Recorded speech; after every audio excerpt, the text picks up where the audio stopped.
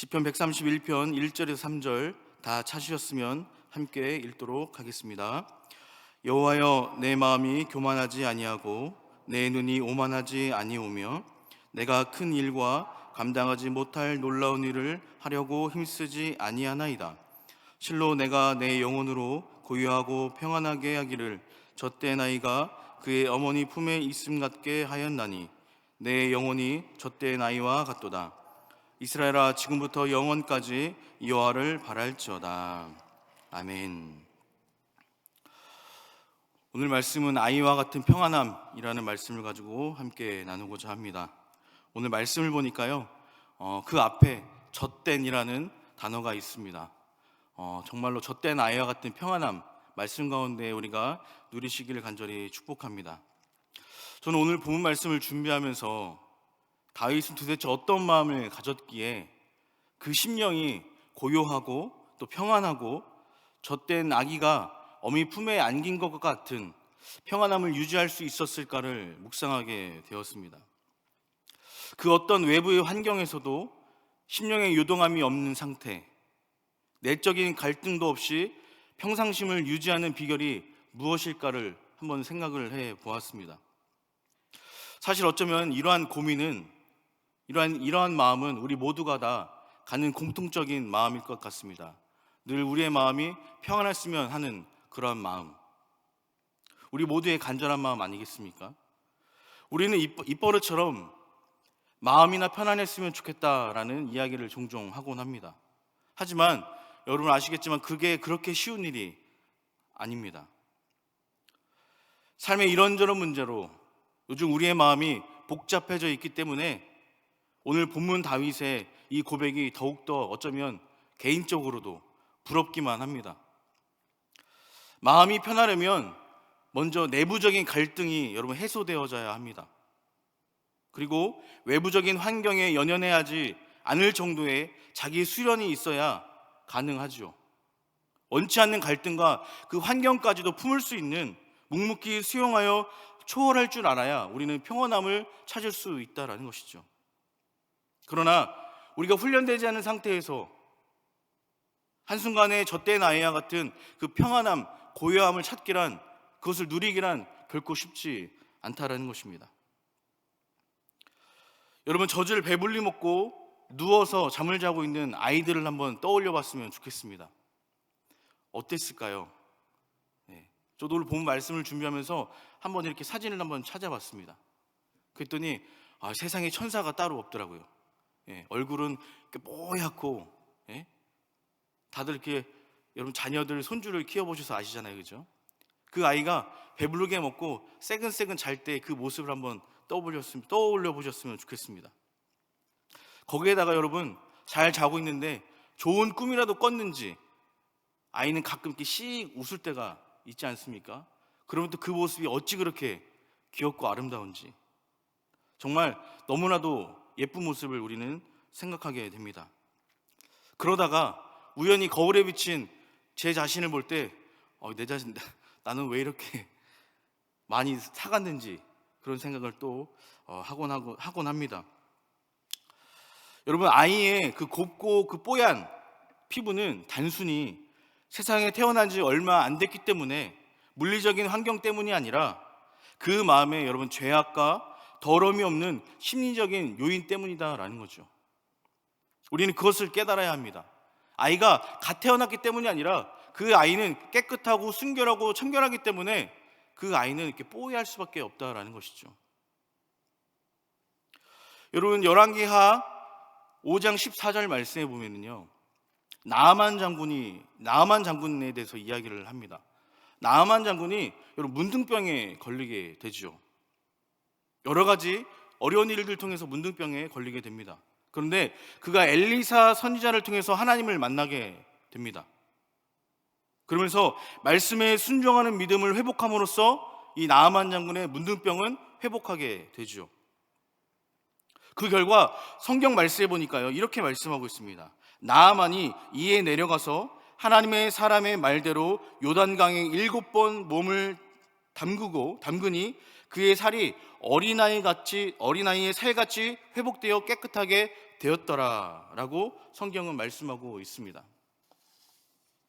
여러분, 문둥병에 걸렸던 이 나아만 장군의 피부, 그런데 하나님의 말씀에 순종하고 요단강에 담갔을 때에 그의 피부는 성경 말씀해 보니까 여러분 어린아이 같은 피부를 가졌다라고, 회복되었다라고 말씀하고 있습니다. 즉 그가 하나님의 말씀대로 순종했더니 문둥병이 회복되어진 거죠. 그런데 그냥 회복되어진 것뿐만 아니라 어린아이와 같은 피부로 깨끗하게 회복되어졌다라는 거죠. 중요한 것은 그의 피부가 어린아이 같이 깨끗한 피부만으로 회복되어진 것이 아니라 그의 심령이 여러분 고요하고 오늘 말씀처럼 평온하고 젖된 아이와 같은 편안한 상태로 회복되어졌다라는 것을 의미하고 있는 겁니다. 그렇다면 우리가 어떤 믿음의 자세를 가져야 우리의 심령이 고요하고 평안하고 젖된 아이와 같은 평안한 마음을, 그런 상태로 우리는 살아갈 수 있을까요? 오늘 본문 말씀에 다윗은 그 비결을 우리에게 말씀해 주고 있습니다. 첫 번째는 1절 말씀에 이렇게 이야기합니다. 내 마음이 교만하지 아니하고 라고 말씀하고 있습니다. 즉 우리에게 말씀해 주는 것은 교만하지 말라라고 말씀해 주고 있는 거죠.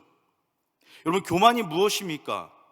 교만함이란 남보다 높아지려는 조급한 마음이요, 눈에 보여지는 것을 앞세우려는 여러분 세속적인 마음이다라는 거죠. 또 하나님을 의식하지 않고 인간의 꾀를 앞세우려는 인본주의적인 마음이 결국 여러분 교만함이다라는 것입니다. 결국 이러한 비신앙적인 요소를 우리가 마음에 품었을 때에 우리는 교만한 마음을 갖고 살아갈 수밖에 없는 겁니다. 그러한 마음을 품고 살아가니 어떻습니까? 우리의 마음에는 평안함이 사라지고 있다라는 것이죠. 그래서 예수님은 마태복음 5장 3절 말씀에 우리에게 이렇게 말씀하십니다. 심령이 가난한 자는 복이 있나니 천국이 저희 것이미요. 이렇게 우리에게 말씀하고 있습니다. 즉 마음 한 군데의 천국, 즉 고요함과 평안함을 간직하고 싶으면 우리의 마음이, 우리의 심령이 가난해야 된다라고 우리에게 말씀해주고 있는 것입니다. 이 말은 교만해서는 안 되며 늘 가난함과 겸손함을 유지해야 되는 것입니다. 그래서 이러한 진리를 익히 깨달은 다윗은 내적인 평안함을 위해서, 얻기 위해서 외적인 교만의 유혹을 이겨내야겠다라고 오늘 말씀을 통해서 여러분 고백하고 있는 겁니다.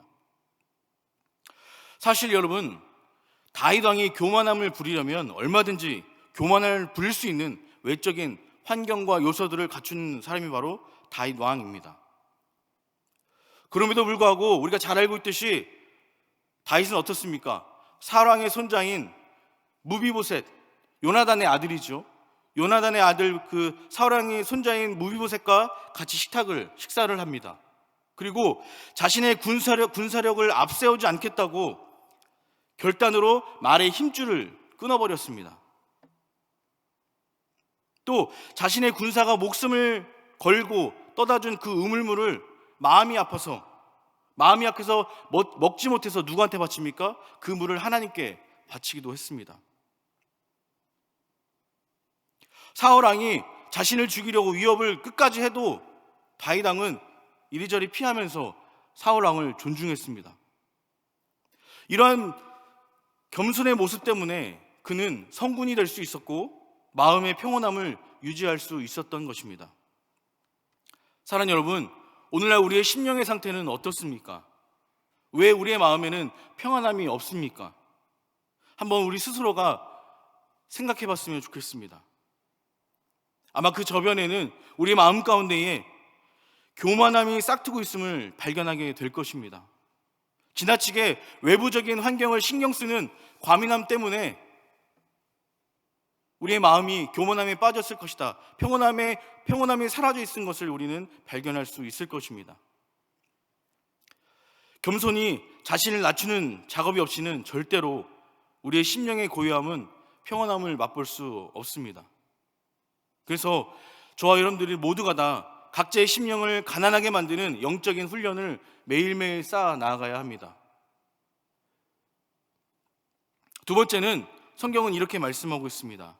1절 말씀해 보니까요, 내 눈이 오만하지 아니하고 라고 말씀하고 있습니다. 제가 주석을 찾아보니까요, 주석에는 개역 한글에는 이렇게 되어 있습니다. 내 마음이 높지 아니하고라고 기록되어져 있습니다. 여러분, 눈이 높다, 이것은 허황된 마음을 뜻하고 있습니다. 그러니까 분수에 맞지 않는 생각을 하는 것입니다. 여러분, 옛말에 누울 자리를 보고 다리를 뻗으라 라는 말이 있습니다.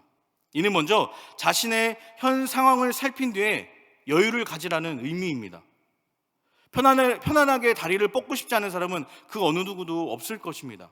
그러나 상황이 그렇지 못할 때에 우리는 다리를 스스로가 웅크리고 있을 줄도 알아야 된다는 것을 우리에게 말씀해주고 있는 거죠. 그것을 수용하지 못할 때 결국 우리는 과민하게 그것을 반응하게 되고 결국 그 과민함이 우리의 마음의 평온함을 깨트린다라는 것입니다. 오늘날 살아가고 있는 현대인들, 타인과 나 자신을 비교하는 마음 때문에 평온함이 사라지고 있습니다. 무리하게 빛을 내서라도 타인과 같은 수준으로 살아가려는 우리의 모습이 있지 않습니까? 혹은 사치스러움으로 헛헛한 마음을 채우려고 하지만 결국 어떻습니까? 눈이 높아서는 절대로 그 평안함을 맛볼 수 없음을 우리는 깨닫지 않습니까? 예전에 이런 말을 들은 적이 있습니다. 사람이 위를 보면 살 수 없다, 아래를 보고 감사하며 살아야 한다라는 이야기를 들은 적이 있습니다. 이것은 다윗의 여러분 고백과 같은 맥락이다라는 것이죠. 우리의 눈이 높지 않아야 우리는 스스로 마음의 평안함을 누리고 살아갈 수 있다라는 것입니다. 그래야 우리에게 주어진 삶에 감사하며 살아갈 수 있는 것입니다. 여러분, 우리는 모두가 다 안정이라는 단어를 좋아합니다. 안정을 취하고 안정하기를 원하고 우리의 삶이 평온하기를 바라죠. 그런데 여러분, 이 안정이라는 것은 눈의 보폭과 마음이 일치를 이룰 때 우리의 마음이 여러분 안정된다라는 것이죠. 내가 바라보는 것, 내가 가는 방향이 일치될 때 우리는 그제서야 우리 스스로가 안정된다라는 것입니다. 여러분, 우리가 병원에 입원하게 되면요, 절대 안정이라고 이렇게 써 있지 않습니까? 그 안정이라는 것이 무엇입니까? 그 마음의 안정 가운데 내 마음의 평안함을 유지하고 최고의 편안한 상태에서 내가 쉴 때에 회복력이 여러분 빠르다는 것 아니겠습니까? 제가 초등학교 시절에 운동회를 했을 때 달리기를 매번 할 때마다 저는 1등을 해본 적이 없습니다. 물론 이제 처음 출발할 때 마음은 항상 저 끝에 있는 그 결승선을 향해 시선은 가 있죠. 오늘은 결단코 내가 1등을 하리라 라는 마음을 가지고 총소리가 울리는 순간 열심히 뜁니다. 그런데요, 이 뛰다 보니까요 항상 마음만 앞서지 다리가 제대로 안 움직이더라고요. 그래서 몇 번이고 넘어져가지고 꼴찌를 한 적이 있습니다. 아직도 그 기억은 머릿속에서 지워지지가 않습니다. 그래서 초등학교 1학년 때부터 6학년 때까지 1등을 해본 적이 없습니다. 여러분, 우리가 바라보는 것, 내가 걷는 그 보폭이 일치했으면 좋겠습니다. 그래야 우리는 평안함, 안정감을 되찾을 수 있다는 것이죠.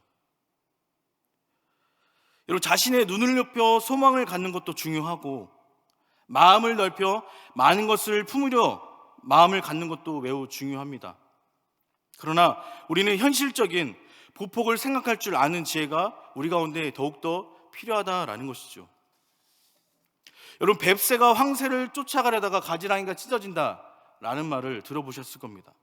빨리 가고 싶고 우아하게 걷고 싶고 여유를 갖고 싶지만 주어진 상황이 여의치 못해서 자학한다면 자기의 보폭대로 여러분 걸어가야 된다라는 것이죠. 정확한 나의 자리를 여러분 확인해야 된다라는 것입니다. 그리고 나의 지금 내가 바라보는 눈의 위치가 어딘지를 우리는 바라봐야 된다라는 것이죠. 그래서 우리의 눈이 높아서 욕심이 생기지 않게 해야 합니다. 그 욕심은 우리에게 무엇을 불러옵니까? 고민을 불러오게 만듭니다. 좀 더 좋은 것, 더 좋은 것, 그 이상의 것을 바라볼 때 우리는 끊임없이 고민을 하게 된다라는 것이죠. 결국 그 고민은 어떻게 됩니까? 우리의 마음속에 평안함을 다시금 빼앗아가게 됩니다. 눈이 높은 것보다 마음의 평안함을 갖고 사는 것이 더 지혜로운 삶인 줄 간절히 여러분 믿으시길 바랍니다. 그래서 사도 바울은 빌립보서 4장 11절 말씀에 이렇게 이야기를 합니다. 내가 궁핍함으로 말하는 것이 아니라 어떤 형편에서든지 나는 자족하기를 배웠노라 라고 사도 바울은 고백했는지 모르겠습니다. 주어진 현실을 그저 감사함으로 받아들일 때, 그리고 주어진 현실 속에 우리가 최선을 다하며 살아갈 때에 우리도 모르는 사이에 어느덧 우리의 삶이 평온함으로 한 단계 더 격상되어져 있을 것이다 라는 거죠. 사랑하는 여러분, 오늘 이 시간부터 우리 마음속에 주어진 나의 삶 가운데에 여러분 감사하며 살아갈 수 있는 저와 여러분들의 삶이 되어질 간절히 축복합니다. 하나님 감사합니다. 주님 감사합니다. 이렇게 살아갈 때에 어느덧 나의 믿음은, 나의 신앙은, 나의 감사는 더 크게 키워져 있을 것이다 라는 것이죠. 세 번째로는 오늘 1절 말씀에 다시 한 번 더 이렇게 이야기합니다. 내가 큰 일과 미치지 못할 놀라운 일을 힘쓰지 아니하고 라고 말씀하고 있습니다. 개역 한글에는요 이렇게 말씀하고 있습니다. 놀라운 일을 기이한 일이라고 기록하고 있습니다. 여러분, 우리가 꿈을 갖는 것은 매우 중요합니다. 당연히 사람이라면 여러분 꿈을 가져야 됩니다. 희망을 가져야죠. 그러나 여기서 더욱더 중요한 것은 현실성이 없는 꿈은 오히려 우리를 무력하게 만든다라는 것입니다. 그리고 우리를 쓸데없는 절망감에 사로잡히게 만드는 것이 여러분 허황된 꿈이다라는 것이죠. 큰일이라고 다 좋은 일이 아니고 또 작은 일이라 해서 다 나쁜 것은 아니다라는 것입니다. 미치지 못할 꿈은 없지만 분명히 이루지 못할 꿈도 있다라는 것이죠. 이루지 못할 일을 두고 우리가 고민을 한다면 그것은 우리의 생각의 낭비일 뿐이다라는 것입니다. 오늘 말씀 속에서 말하는 놀라운 일, 기이한 일이란 현실성이 없는 일을 말하는데, 현실과 동떨어진 일을 고민하다가 정작 현실을 놓치고 만다면 그 또한 우리는 어리석음을 범하고 있는 것이다라는 겁니다. 그래서 다윗은 오늘 말씀에 내가 큰 일을 미치지 못할 놀라운 일에 힘쓰지 않겠다라고 고백하고 있는 것입니다. 왜 그럴까요? 그런 일에 신경 쓰다가 마음의 평온함이 사라지기 때문에, 잃기 때문에 다윗은 고백하고 있는 것입니다. 여러분, 솔로몬이라고 왜 소원이 없었겠습니까? 그러나 솔로몬은 자기가 죽기 전에 두 가지의 소원을 하나님께서 들어주셨으면 좋겠다라고 고백을 합니다. 잠언 30장 8절 말씀해 보니까요, 솔로몬이 하나님께 기도하는 장면이 나옵니다. 뭐라고 기도하면 이렇게 이야기를 합니다. 곧 헛된 것과 거짓말을 내게서 멀리하옵시며 나를 가난하게도 마옵시고 부하게도 마옵시고 오직 필요한 양식으로 나를 먹이시옵소서라고 솔로몬은 하나님께 소원을 빕니다. 어찌 보면 소박한 꿈인 것 같아도 가장 현실적인 소망일 수도 있습니다. 모르기는 해도 이 솔로몬은 이 소원을 이야기하면서 마음의 흔들림이나 혹은 평온함을 잃지 않았다라는 사실입니다. 사랑하는 여러분, 오늘 이 말씀을 보는 우리들의 마음도 간절히 바라기는 평온해졌으면 좋겠습니다. 내가 가진 것이 없어도, 내가 그만큼 누리는 것이 없어도 주어진 것에 그저 감사하며 오직 나에게 필요한 것만 채워주시는 그 하나님께 감사하며 살아갈 수 있는 저와 여러분들의 삶이 되어졌으면 좋겠습니다. 솔로몬이 이야기하는 이 소원이 바로 여러분 이것이다라는 것이죠. 소원을 품고 평온함을 잃으면 그것은 더 이상 우리에게는 여러분 소원이 아니다라는 것입니다. 미치지 못할 기이한 일, 놀라운 일이라는 사실을 우리는 깨달아야 합니다. 오늘 말씀을 정리하면서 여러분 어느덧 2021년도를 시작한 지 벌써 3개월이 다 되어가고 있습니다. 우리가 시작하면서 많은 것을 계획하고 많은 것을 꿈꾸었을 것입니다. 이 시점에서 다시 한 번 더 우리를 점검하는 시간이 되어줬으면 좋겠습니다. 혹시 오늘 이 다윗이 고백하는 기이한 일, 놀라운 일을 우리가 허황된 꿈을 꾸고 있는 것은 아닌지를 돌아보면서 오늘 이 말씀을 함께 나누었으면 좋겠습니다. 다윗의 소원처럼 마음의 고요함과 평온함을 갖고 욕심 없는 목회를 하고 또 신앙생활을 했으면 좋겠습니다. 그리고 이러한 고요함과 평온함을 맛보기 위해서 우리 안에, 내 안에 잠재되어 있는 모든 교만함을 떨쳐버리고 겸손히 옷깃을 여미는 마음을 가졌으면 좋겠습니다. 사랑하는 여러분, 허황 내의 눈만 높아져서 정상적인 그런 상태가 아니라, 그런 상황에 빠지는 어리석음이 아니라 우리 현실을 자각하고 또 마치 미치지 못할 놀라운 일에 마음을 뺏기지 않음으로 저때 나이에 그런 고요함, 마음의 평안함, 행복한 삶을 마음껏 누리고 살아갈 수 있는 저와 여러분들의 삶이 되어지기를 간절히 소원합니다.